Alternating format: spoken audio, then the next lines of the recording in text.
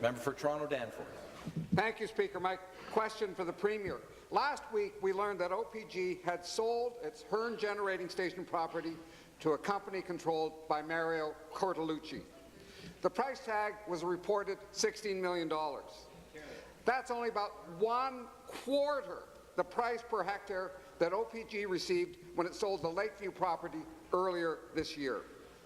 It sure looks like a bad deal for the people of this province. Will the Premier allow an independent appraisal to verify the value of this Toronto waterfront property? The Deputy Premier. Minister of Energy. Thank you, Mr. Speaker. Ontario Power Generation operates at arm's length from the Government of Ontario and is responsible for its own operational decisions. In this case, Studio of America has leased this land since 2002. The terms of their lease included the first right of offer to purchase the land if it ever became for sale. By divesting this land, OPG has shielded taxpayers from any long-term environmental liabilities associated with a former coal-generating station.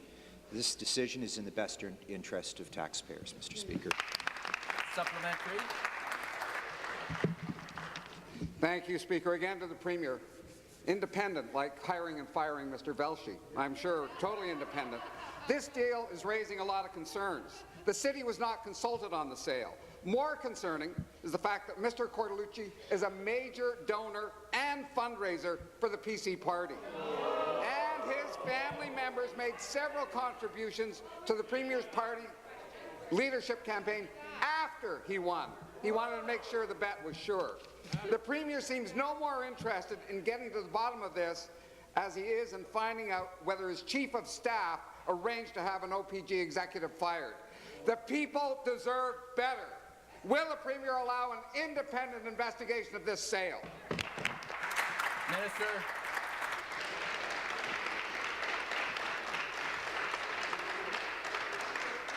Minister.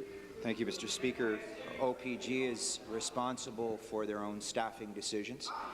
They are a Crown corporation that makes its own decisions, staffing decisions and operational decisions. As I said earlier, Studios of America has leased this land since 2002. The terms of their lease agreement had the first right of offer to purchase the land if it ever became for sale. As I said earlier, by divesting in this land, OPG has actually shielded taxpayers from any long-term environmental liabilities associated with a former coal-generating